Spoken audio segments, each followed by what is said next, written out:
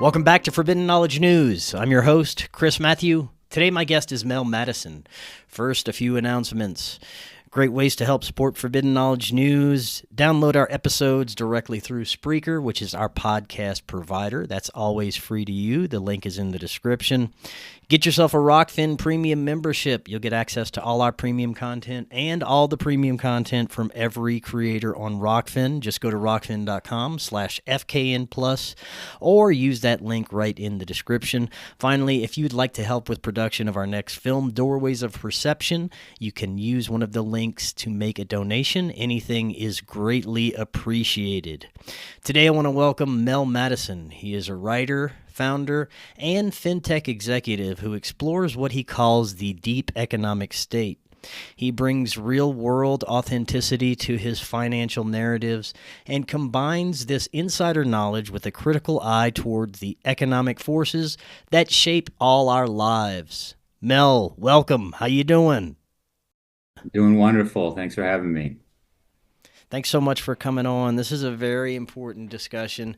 We're going to talk about the state of our national and global economies and the unfortunate reality that a group of powerful lizard people have always been in control of our global financial systems.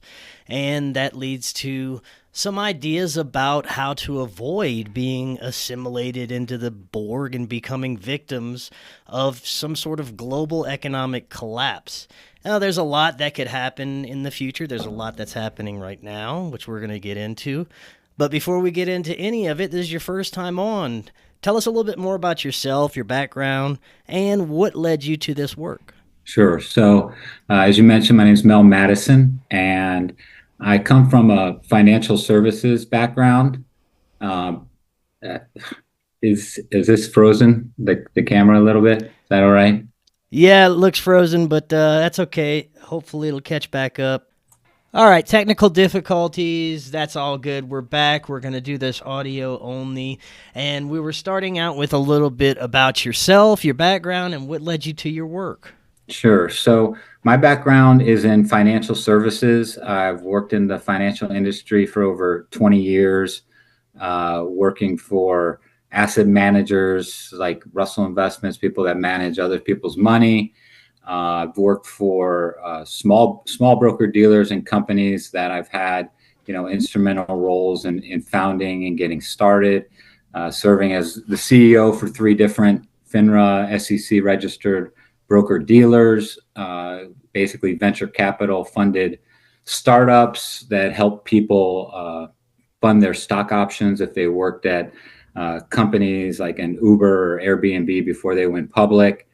And so I've tried to do things to help out people where I can in the industry. However, what I noticed from the very beginning and, couldn't really shake was just the mechanics, the plumbing, what was going on behind the scenes with the bigger picture. And when I'm talking about the bigger picture, I'm really talking about what I sometimes call the deep economic state. And what that is really is the monetary, the fiscal policies that are put in place that affect everybody's life. I'm talking about things as basic as like the US dollar, what our currency really is, what central banks really do. And so at a certain point, I decided that I wanted to explore that more. I'd always had a natural curiosity. I studied, philosophy as an undergraduate at Loyola University, Chicago. I later went back to school and got a MBA from Duke University. But the whole underpinnings of kind of questioning society, questioning the big picture, questioning reality really has never left me, despite 20 plus years working in a practical field like finance. And so a couple of years ago, I decided to take a lot of what I've been learning and researching and thinking about and put it into a novel, which I wrote and was fortunate enough to get published, called Quaz. It's a financial thriller. And basically what it does is it explores a lot of the machinations with things like central bank digital currencies, the debasement of the dollar and inflation, the dollar's reserve status. international organizations like the Bank for International Settlements, which is the central bank for central banks, which we might get into later. And so these were just all kinds of ideas that I decided that I could take my natural inquisitiveness and, questioning of the world, combine it with some of my finance background, and try to put it into a thriller, which I happen to also be a big fan and love to read. Perfect. Great introduction. I think we should start out with one of the biggest catchy terms that really float around in this community about the deepest levels of what we're looking at in the sense of control, and that's what we call the deep state or deep economic state. What is your definition of this? Yeah.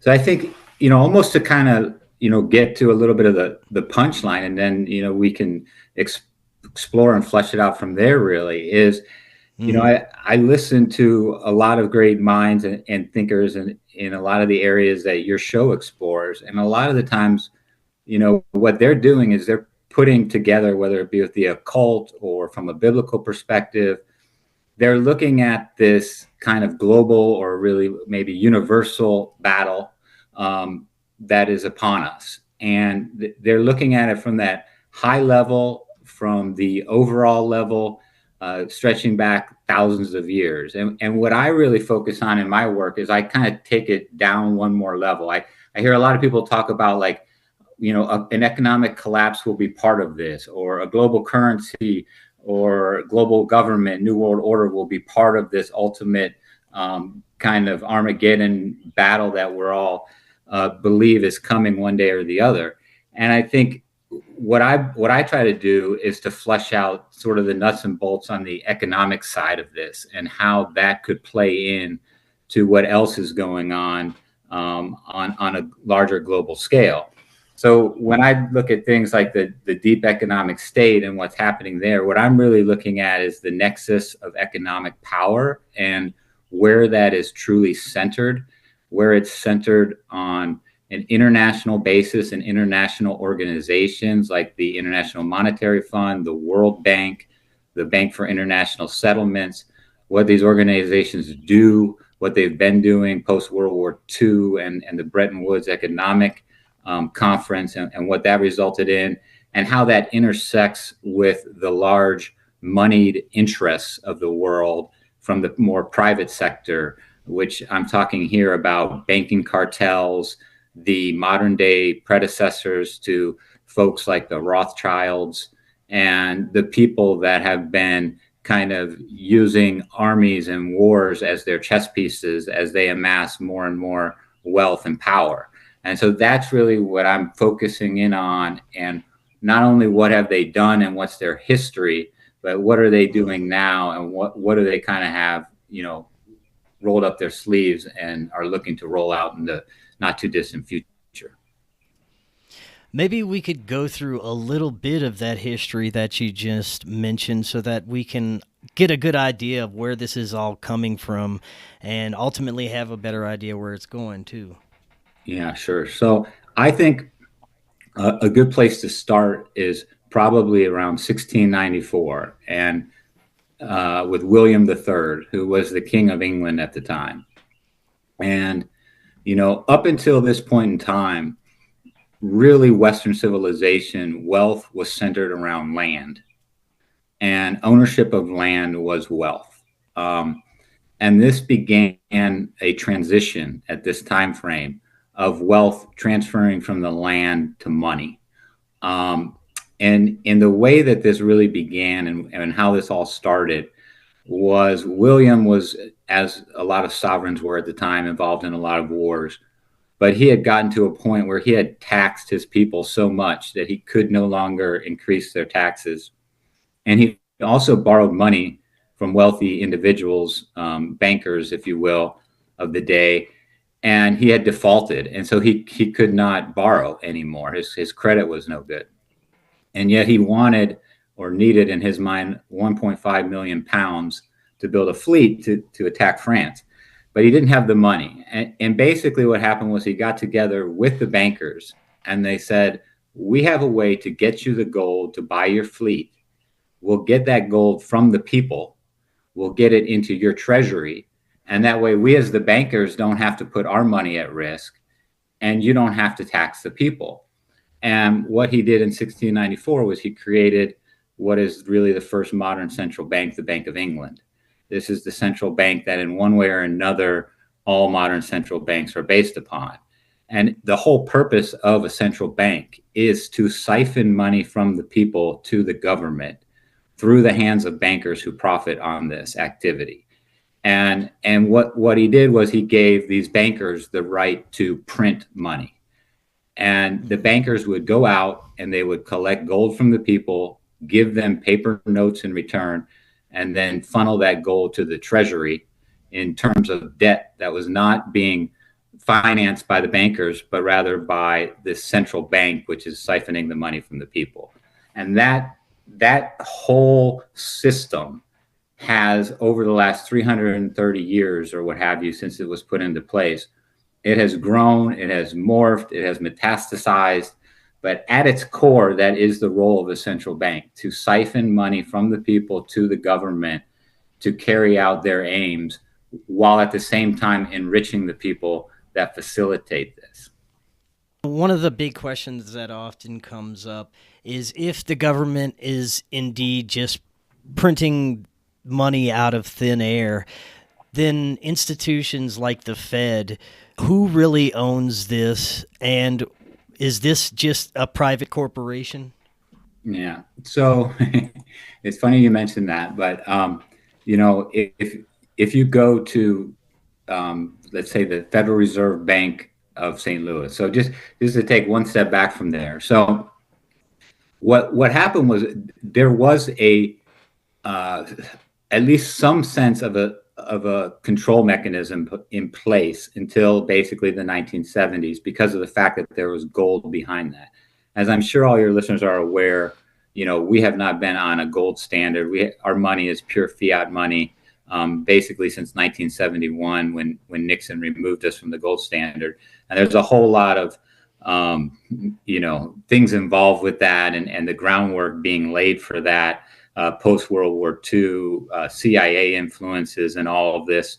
A lot of overlap between the CIA and a lot of these organizations that kind of run the monetary world. You had guys like Dulles, the father almost, if you will, the CIA, located in Bern, Switzerland, the same location as the Bank for International Settlements during World War II, overseeing not only CIA activities, but ways in which these central banks, funded the Third Reich and funded Nazi Germany with money from Wall Street. And so you had all of these things happen between 1694 and let's call it 71 when the gold standard came off. But basically, what our Federal Reserve does, and it's the United States third central bank. There was a first central bank that Alexander Hamilton put in place. Thomas Jefferson was very much against it. It had a 20-year charter by Congress, and that charter was never renewed. They tried it again with a second central bank. That again, there were political forces against this, and eventually Andrew Jackson decided, I'm going to pay off the national debt, and this bank is going to be over. And the second central bank ended. That was around 1836. And so there was a period of time where we didn't have a central bank, but the Federal Reserve came in place in 1913. And they realized that they needed to structure it in such a way as to camouflage the bankers behind it. And so it's a two-tiered bank. There's what we call the Board of Governors. This is the face of the Federal Reserve, people like Jerome Powell that are appointed by the president. But underneath it, you have 12 regional federal banks. You have a federal bank, a Reserve Bank of New York, a Federal Reserve Bank of St. Louis, a Federal Reserve Bank of San Francisco, a Federal Reserve Bank of Chicago. Basically, the 12 of the biggest cities back in the early part of the 1900s. And that's why you have places like Richmond Fed and a Cleveland Fed, but you don't have like a Seattle Fed, because it really wasn't a player back then. And if you actually go to the St. Louis Fed website, there's a question there, and it says, FAQ, who owns Federal Reserve banks? And they tell you straight up. They say, this is a quote from the website: while the Board of Governors is an independent government agency, the Federal Reserve banks, these are these 12 regional banks, are set up like private corporations. Member banks, and by member banks, they're talking about Citibank, JP Morgan, Bank of America. Member banks hold stock in the Federal Reserve banks and earn dividends.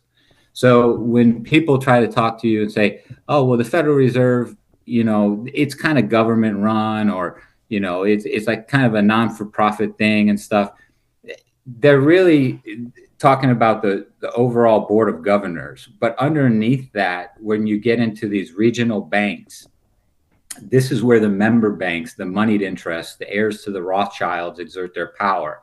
So not only do they own the stock in these banks, but they also elect 6 of the 9 board members of each of these banks. So each of the Federal Reserve banks has 9 board members, and the bank members get to pick those. And so this is where the control comes in. And when you go and you look and you say, well, who are these board members that the banks are picking to, that's, for example, on the New York Fed website, you can say, who did the banks pick to represent the public? And you have people like Arvind Krishna, chairman and CEO IBM, Adina Friedman, president and chief of officer of NASDAQ. And when you look at these people, you can see connections to Lockheed Martin. You see, so who is really controlling the Federal Reserve is these board governors. I mean, not board governors, these board members of the reserve banks, which are essentially CEOs of Wall Street banks, CEOs of global international corporations. And just like any corporation, it's there to serve the stockholders, and it's there to do the bidding of the board. And in the case of Federal Reserve banks, the regional banks, those stockholders are banks themselves, and the board members are basically international globalist corporate and banking titans. So that's who the Federal Reserve serves. Right on. Now, while we're still in the historical realms, let's take a look at the importance of the events of World War II and how they paved the way for this globalization plan. There were plans before made by the Third Reich that really resembled some of the events that we're seeing playing out right now, along with everything connected to Project Paperclip, the Nazis that we brought over involvement with CIA, and how this all came together to really form this plan for what we're seeing right now.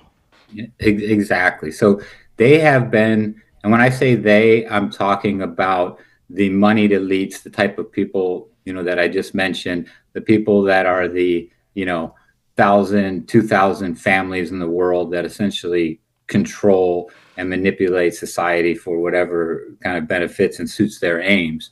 And, like I said, it's not my area of expertise of what is actually behind these people, what type of, demonic or, biblical type forces are there. But I do know, and I haven't spent a lot of time researching into it, but you do see a lot of these people having these types of occult type belief systems in place. The worshiping of certain gods and certain pagan type ritual activities.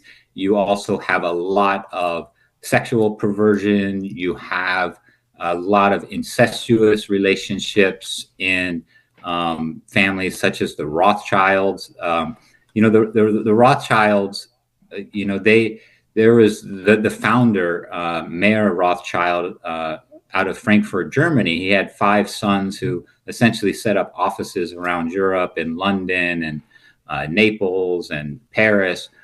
And all of these, their children essentially married cousins, or they married nieces. They made royal families inbreeding look like nothing. They took things to a new level. And so this is really where these people, what the heritage is.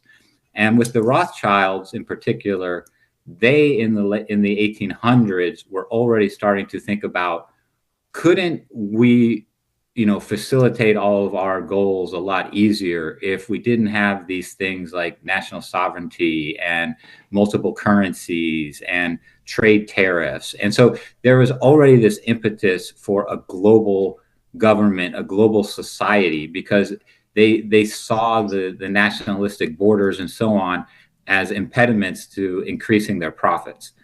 And what happened eventually was in 1930, as a result of a need to get reparation payments from Germany to the victors of World War I, they set up this international organization in Basel, Switzerland, called the Bank for International Settlements.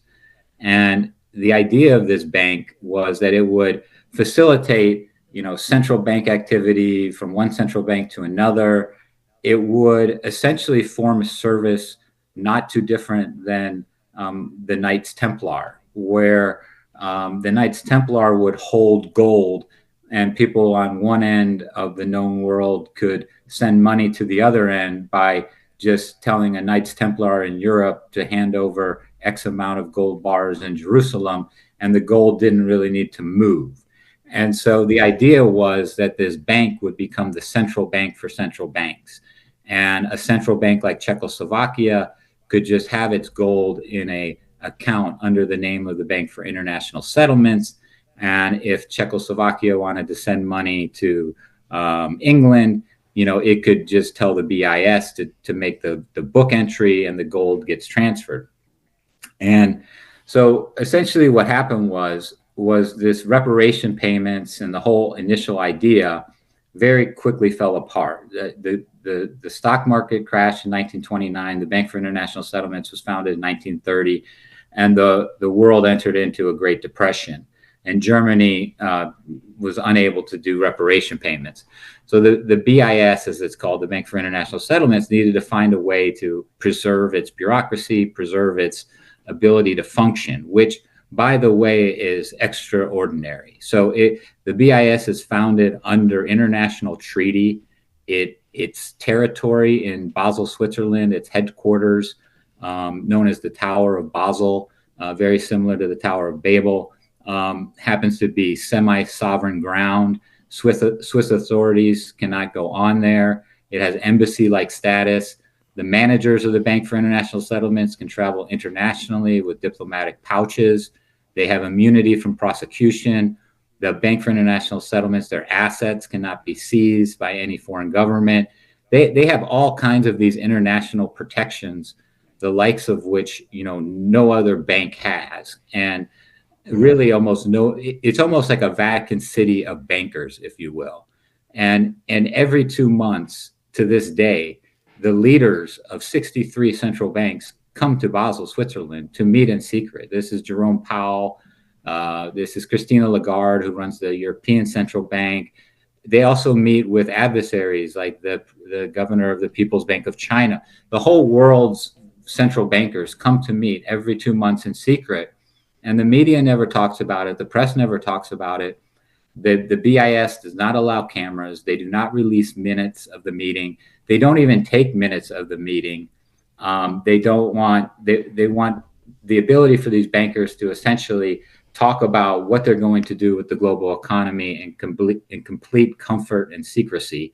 They have gourmet meals on the 18th floor dining room with a fancy, elaborate chefs, and the dining room was designed by the same architects that did the Bird's Nest Stadium in China.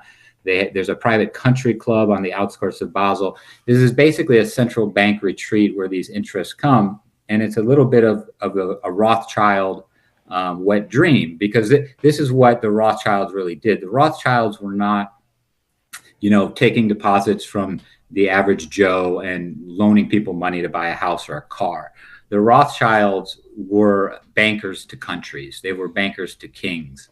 It was said during the time that our kings are now kneeling to the Rothschilds, because if a king wanted to do something, if a king wanted to have a war, if a king wanted to do an infrastructure project in his country, whatever a king wanted to do we're talking around the 1800s, they essentially needed to go to the Rothschilds to get the money and the gold to do it. And so this whole process, which started with the Rothschilds, which started to come into place during the 30s, was really hijacked in a sense by Nazi folks and people as part of the Third Reich. By the time World War II had started, about half of the board of the Bank for International Settlements were Germans. They were people with strong ties to Hitler. There was one of the board members, and in this organization, the Bank for International Settlements, it still exists. It's still going on. All this is still going on. And yet this was a bank that during World War II facilitated gold transfers from countries like Czechoslovakia after Hitler invaded it, because Czechoslovakia had given the gold to the BIS. The BIS transferred this gold to Berlin to fuel the Nazi war machine. As I mentioned, half of their board of directors were Germans, Nazi members. One of their guys' name, I think, Emet Pool, he was in charge of gold confiscation at concentration camps, taking the teeth of Jews. These people were, pretty much as disreputable as they come. And yet after the war, when 5 of the board members of the BIS were arrested for war crimes, they somehow all got off with probation or off on appeals. None of them were hung. None of them were taken out to the woodshed, as were a lot of people with these types of ties to the Third Reich. And so you see that all of this was left into place to essentially continue what had already started from an economic perspective back in the 20s and 30s with Wall Street funding these large German conglomerates like IG Farben, which were just simply broken up and given new names, and then they became Bayer Pharmaceuticals or whatever, these companies that we still have today. And so this Nazi Third Reich plan, which this was the plan that, Hitler had okayed during the war, was post-war, we're going to get rid of European borders. We're going to institute a pan-European currency. We're going to have it all headquartered out of Frankfurt, Germany, the ancestral home of the Rothschilds. And the people at the BIS, the people in these international financial elites, once they realized the war was going to be over, they said, there's no reason we can't continue with our economic plan. And so they were like, we're going to lose the military war, but we can still do the same thing. And that's why today you have the euro currency, you have the entire, no trade borders, no work and labor borders in Western Europe. And you have it all being run out of the European Central Bank, which is, of course, headquartered in Frankfurt, Germany. Now, I want to get into our modern economic situation a bit, starting with the era of COVID and the level of orchestration we saw behind the steering of these agendas and where we are now. What are your thoughts on everything that has unfolded, and how integral were those events to create the economic situation we're in? Yeah. Well, I think COVID, whether it was created for this person or just seized upon as an opportunity, it gave the powers the opportunity to do what I call like a military feint. So a general has an attack plan. He doesn't want to send his whole army in. He wants to send a small amount of troops to see how the enemy reacts. And I think COVID gave them the perfect opportunity to see how do the people react when we lock them up in their homes, when we force them to get shots, when we tell them they can't see each other, they can't celebrate their holidays together.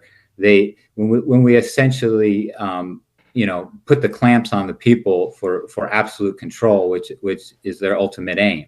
And so I think that COVID was used as a dry run. It was to see how people react. It was to figure out, what should we do next time when we're going to do this on a larger, more permanent scale? How do we need to handle cities? How do we need to handle riots? How do we need to handle looting?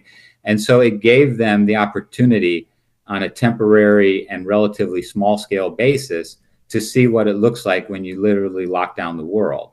And they took notes, and they're getting ready for the next chapter. And I think part of it is really centered around an economic collapse that they are engineering that they're aware is coming, and that they are going to once again seize upon as an opportunity to further their aims, which, similar to COVID being a small step, I think the actions taken post World War II in Europe were a small step of how do we globalize the world? How do we put in this new world order?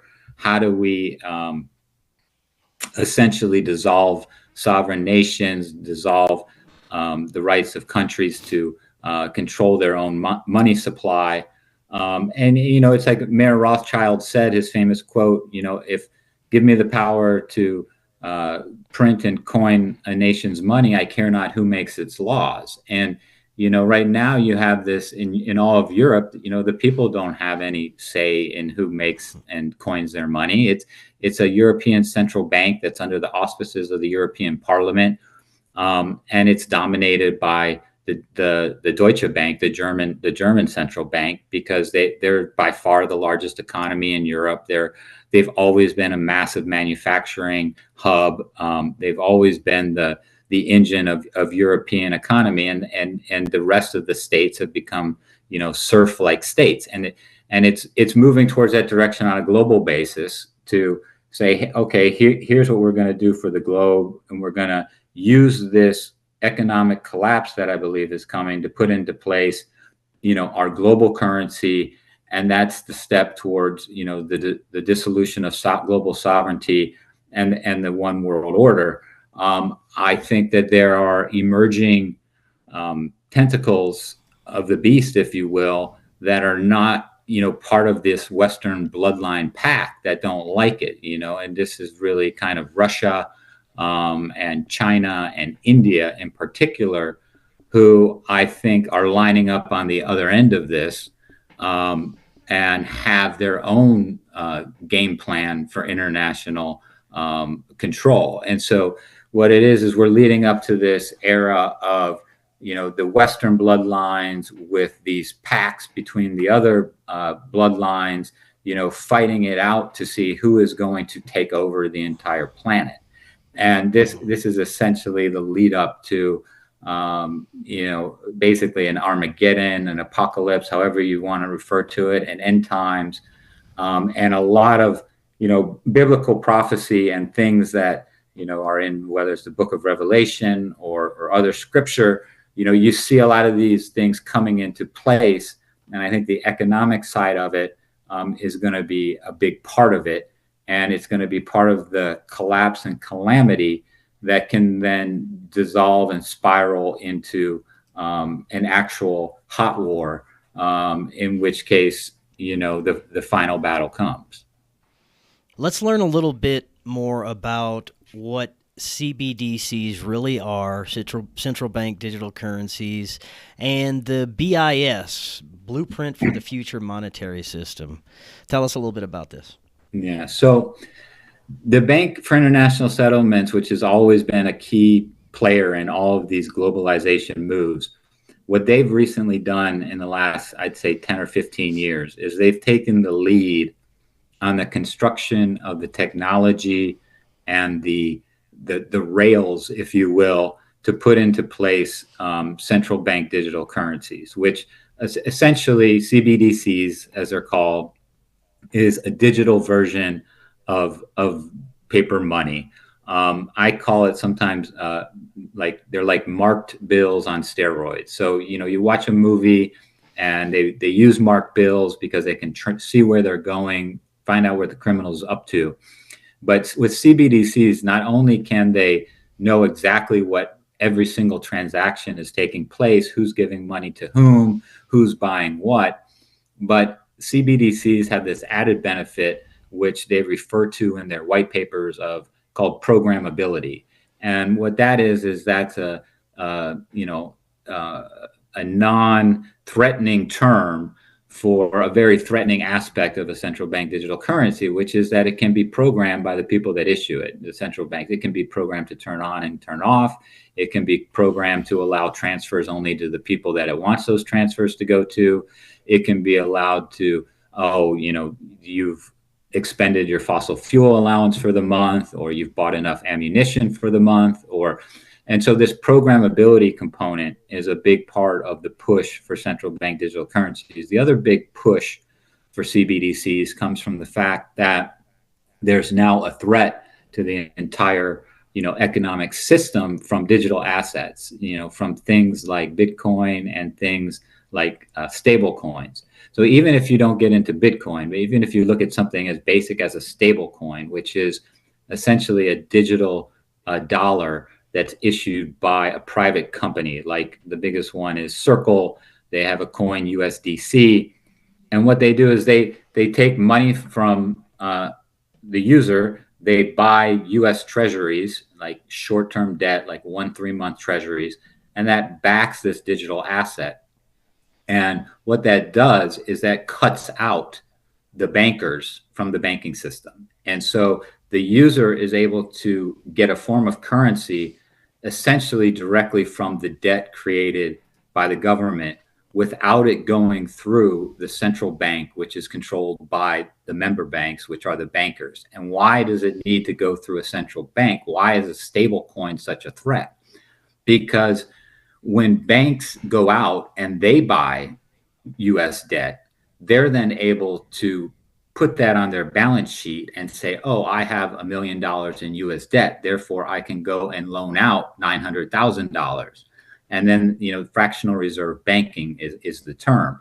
And in this way, these banks essentially print money themselves. So the central bank can print money by simply entering ones and zeros on a computer and buying US debt, and that creates money.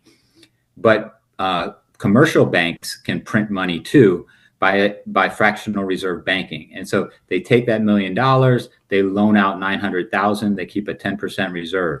That 900,000 goes into the system, perhaps to another commercial bank.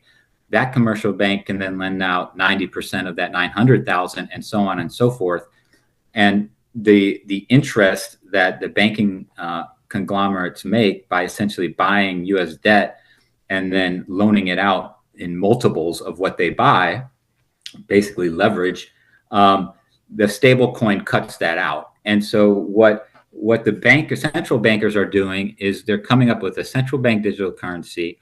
It's going to be programmable, and there's going to be two levels of it. There's going to be a retail level that people use, and then there's going to be a wholesale central bank digital currency that is for banks to trade amongst themselves and between central banks. And in this way, you get the benefits of like a stable coin, which would be like instantaneous payment, but it has to go through the banking system and allow these bankers to continue their fractional reserve banking. And so this threat and who's leading the charge on all of the nuts and bolts, because this is extremely complicated to do on a global scale with different currencies, different central banks, everything that's happening before it would get to a global central bank digital currency, is the Bank for International Settlement. They published long papers. They came out not too long ago with a paper called The Blueprint for the Future Monetary System. And not only does it have central bank digital currencies and the programmability, but they also want to do what they call the tokenization of assets.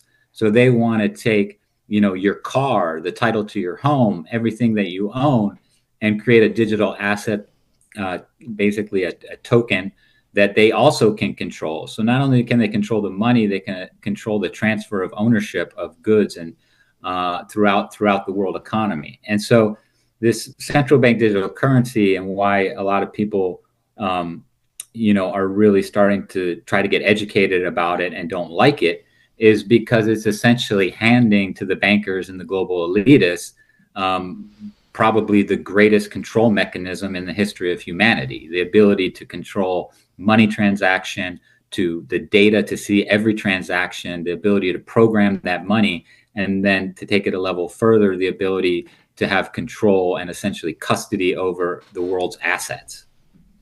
Where do you think Bitcoin falls into all of this? I have some friends that believe this is going to be something that we can gravitate towards to escape this system, or this could be something that could be tied to the system in the future. What do you think? Well, I think if barring some unforeseen circumstance that Bitcoin certainly has the ability to be the world's digital gold. I just think that it's only been around for a little more than a decade, whereas with things like gold and silver, you have thousands of years of history. But the premise, the idea behind Bitcoin is essentially to create a digital gold. I mean, the terminology is the same. There's Bitcoin miners, like there's gold miners. And, Satoshi Nakamoto, the, unknown creator of Bitcoin, he referenced in his initial white paper this digital gold. And so the idea behind it is that there's this digital, essentially asset that it takes work to get. It has to be mined. It costs money. A lot of electricity is going into Bitcoin miners to mine this. It gets harder and harder to mine as time goes by. We're coming up on another halving where half of the Bitcoins will be available. And the idea is that, it's not in any way connected to or under the control of a government. So all of those things I love. It sounds like an amazing idea. If it can fulfill that promise, it has the potential to be the new digital gold. And I think there will be a place for gold, and there'll be a place for silver, and there can be a place for Bitcoin. I think right now, the marketplace is full of a lot of people who are affecting the price of it on pure speculation for short-term profits. And so it's what we would call in market terminology, it's going through a process of price discovery. What should this asset really be worth? And that's creating volatility. And that's why last year it might have traded down to 20,000. Now it's at 50,000. 2 years ago it was 69,000. So it's going all over the place, which doesn't make it a very good source of wealth preservation at this point in time. It's still a speculative asset in my mind, whereas assets like gold and silver are truly wealth preservation assets. You can essentially take 1 ounce of gold today and it's worth $2,000 and buy a nice suit, a nice pair of shoes, a nice shirt, a nice tie. And 2,000 years ago in ancient Rome, you could take 1 ounce of gold and you could buy a nice pair of sandals and a nice toga. And that 1 ounce of gold could suit up a man nicely 2,000 years ago, and 1 ounce of gold can suit up a man nicely today. Whereas obviously that's not the case with the dollar, right? For $10, you could suit up nicely in 1880, and now it costs 2,000. So the dollar is an absolutely, it's an asset heading to on a constant path to zero, and everybody recognizes that, and it's evident in the facts. And what's happening now is that, given the departure from a gold-backed system in the 1970s, is that things are beginning to spiral out of control. And this is what's laying the seeds of this pending collapse. And what really is the issue is that the United States government, the issuer of the dollar through the Federal Reserve, has overextended itself in a way that is just absolutely unsustainable. So, we have had large debts and deficits for a long time, but following the financial crisis in 08 and 09, and then following COVID, the amount of, social spending it went up exponentially. So if you look at the world's total amount of debt in 2012, it was around 100% of GDP, the total economic activity of the world. In 10 years, more or less, it's gone from 100% of GDP to 336% of GDP.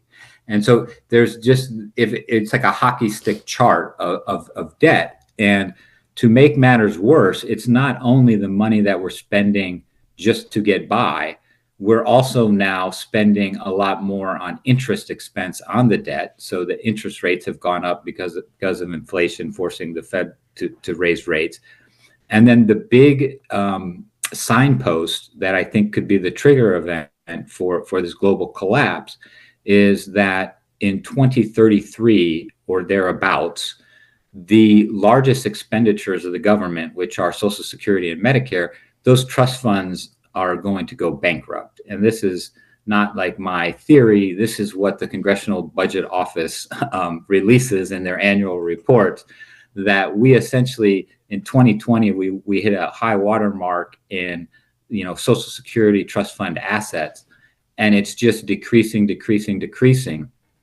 And the thing about the Social Security trust fund is, when it runs dry, the national debt of the United States is something like 34 trillion, but we have 200 trillion in unfunded liabilities from Social Security and Medicare. And so this is just going to be so unsustainable, and it's right around the corner. One of the largest bond traders in the world, Jeffrey Grunlock, said the other week, he said, the U.S. debt and deficit will not be a major issue in the 2024 election. It will be the only issue that really matters in the 2028 election, because we are heading to bankruptcy as a nation, and the world is on the same path as we are. China is in a horrible economic situation. Europe is in a horrible this whole house of cards of this central bank oligarchy and the fiat money global economic system post World War II, Bretton Woods, it is collapsing. And this is where people are starting to talk about an economic reset is going to be necessary, a Bretton Woods 2.0. And these are the type of events that, if you look at the last major war, World War II, what preceded it was an economic collapse. There was a boom time in the 20s and then a collapse in the 30s. And I think we're having another boom time in the 20s. The stock market's not far from all-time highs, but we are going to pay the price in the 30s. And this is going to set the stage for this, epic World War battle to take place, I believe, sometime in the 30s and 40s, replaying history as often happens. Do you think that it's inevitable that we are going to see the rollout of universal basic income on a certain level? Yes, I do think that their plan and a lot of the things that you look at in the media today, and you think this doesn't make sense, but when you look at it from the deep economic state perspective, it makes perfect sense. So you look at things like immigration in the United States, and you say, why in the world would anyone want 7 or 8 million people to just rush across our borders? Well, what has happened is the baby boomers were a huge generation, and the Gen X was a much smaller generation. And when the baby boomers started retiring, combined with a lower fertility rate, combined with the fact that a lot of, especially males, have literally dropped out of the workforce, we are in the midst of a labor crisis in this country. And that's why, even though you have the Federal Reserve raising interest rates and you have all these immigrants coming, we still, at least upon the reported numbers, have a 3.6% or 3.7% unemployment rate, a very low unemployment rate, because there's this need for workers. If the free market were allowed to work without this influx of millions of workers who are willing to work for low wages, what would happen is we'd start to see power shift from the corporations and the banks to the average worker. And, you saw certain things like, UPS negotiating 30% raises. The Boeing workers are getting ready to negotiate, expected to be a 30-40% raise. And all this would hurt the profit margins of these global corporations. And so the global corporate elites, in order to keep the balance of power with the management and not with labor, said we need an influx of workers into this country. And especially after COVID and the Trump efforts to shut down the border, combined with all those demographic issues like the baby boomers' retirement, we were around 8 to 10 million workers short at the time that Biden came into office. And that's about exactly what he's let in so far. And so what's happening with immigration is they're waving their hand over here, these so-called conservatives who are really shills for the corporate interests, and they're saying this is a Democrat ploy to replace voters. But in secret, they're actually very happy that this is going on, and that's why it continues, because it's serving the corporate interest, and it will continue to serve the corporate interest until it gets to a point where the unemployment rate goes up, and then the jobs, all the jobs are filled at low wages.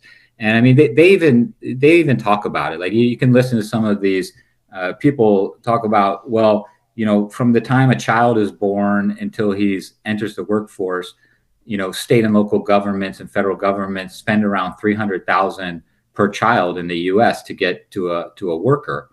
Well, if you let in an illegal immigrant, even if you spend $30,000 to get them set up somewhere, eventually, once they start working, you just got a worker for $30,000 immediately instead of $300,000, and it takes 20 years.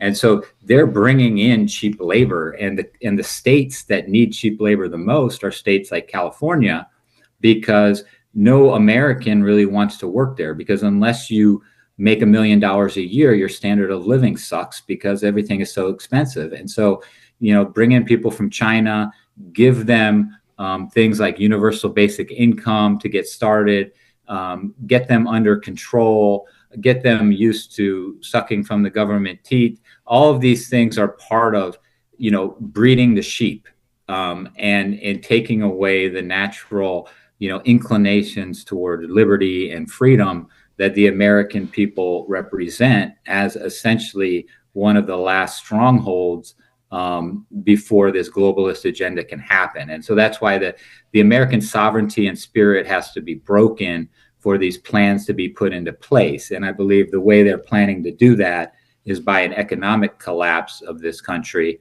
And then that will allow people to say, look, America, you need to enter this global organization or you're screwed. And now they've got us where they want us. So they're engineering this collapse. They want the collapse to happen. And it's going to be used as the pretext for entering into this global new world order. Well, for the last few minutes we have, let's talk a little bit about how you see this collapse unfolding and what we could possibly do to prepare for this. Sure. So I think one thing that is inevitable is the massive decline in the dollar. So on a very basic level, I think people that hold any savings simply in dollars need to find a way to put it into something that, even if a Bretton Woods 2.0 happens and, the dollar is replaced, that, they have an asset that actually can retain some value. And I know that's hard for some people, but for those that have the means to have money in things like, a rental property or some sort of income producing asset stream, it could be, these are more sophisticated investments, but things like, oil and gas partnerships or different type of real estate investment trusts. And so I think for the sophisticated investor who's looking at, well, how do I weather this coming storm? I think that, you need to look at diversifying your assets away from, savings or bonds, because the dollar itself is just going to plummet. I think the stock market ultimately will crash. And so you want to remove your assets from the stock market before that occurs. I personally think that because of the timing that I'm using based upon the running out of the Social Security Trust Fund, that we can continue to have a few good years ahead in the stock market. I'm thinking the stock market will start to sniff this out sometime between 2026 and 2030. So the stock market will start to understand this collapse is coming eventually, but 5-7 years in advance is not how the stock market works. The stock market looks at what's happening in the next 2 or 3 quarters. They don't look at what's going to be happening in 2030. And so I think the stock market can be good now, but for people that are getting ready for retirement, that are thinking, oh, I want to, I don't want to lose all my savings, start looking at ways to get out of the market in the coming years, but and ways to put it into real assets, things like I said, property, homes, income stream producing assets. Now, those are for the people that are fortunate enough to have to worry about what to do with their net worth. For people, and the vast majority of Americans have relatively little net worth. The median net worth in this country is around $100,000. And for most people, that's kind of in a home, in a car.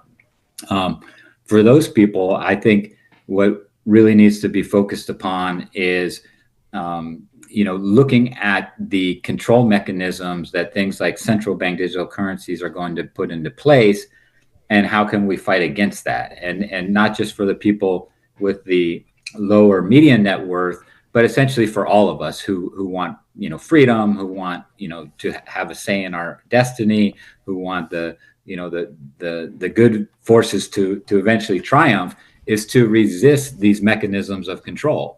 And so there are things like stable coins that can be used to transact just as easily and cheaply as central bank digital currencies. There are elected leaders who are talking about this. Certain states like North Carolina and Florida have passed laws saying they'll never accept central bank digital currencies, as payment for taxes and so on. And so any way you can support these types of initiatives and put up roadblocks so that it's not an easy path for them. The only thing I would say, and why there's a little bit of inevitability, is I think that they want this to happen so badly that they're going to figure out ways to essentially shove it down people's throat, even though they don't want it, And they will use things like universal basic income. They'll use things like stimulus money, where you're not going to get it unless you set up a central bank digital wallet. And they'll make it very hard for people to resist the temptation. But at least if people are aware of this, it makes it more difficult. It makes it more difficult, and it makes it, maybe, just maybe, there's a chance to kind of halt this. But I am a little bit afraid, like, this is the path we're going down, and being prepared for it, and having assets, like I said, not stuck all in the stock market 5 years from now. If you're able to do some prepping, I don't think those are bad things to do in the coming years. And so I think a lot of the things that, a lot of people have been talking about for a long time, about this is, the big one is coming, or the collapse is coming. At least from my economic work, I think what's different about now from, say, 20 years ago, when some people were saying the same sorts of things, is that I can see the writing on the wall from the demographic trends and from the debt levels of that countries are holding, that this economic system is due for a collapse, as I say, sometime in the next 7 to 10 years. Right on. Well, we are in very critical times right now. That is some great information, Mel. Thank you so much. We definitely have to explore this again in the future, see where we're at a little bit down the road, see where we're headed, and we'll revisit some of these topics. Before you head out, though, let the audience know once again where they can find your book and anything else you have out there. Sure. So if any of this is of interest to you, I think you would probably like to read my book. It's called Quoz, Quoz, a financial thriller. It's a little bit of a play on The Wizard of Oz, which is in itself an allegory for money, the yellow brick road being the gold standard. In the book, Dorothy wears silver shoes, not ruby slippers, and it's the silver and gold. And the Emerald City is like the dollar, which is essentially run by a fraudulent wizard. And so Quoz is a little bit of a monetary thriller, and it's available wherever books are sold. If you Google Quoz, Quoz, financial thriller, it'll come up in tons of places to buy it, in paperback or ebook or hardcover. And then there's also my website, where you can learn more about me or sign up for the newsletter and learn more about some of these topics, which is melmattison.com, melmattison.com. And that's it. Perfect. Mel, thank you so much again. Like I said, we'll have you back on in the future, see where we're at during that time. And until next time, everyone, have an excellent evening. We'll talk again tomorrow. We'll see y'all then.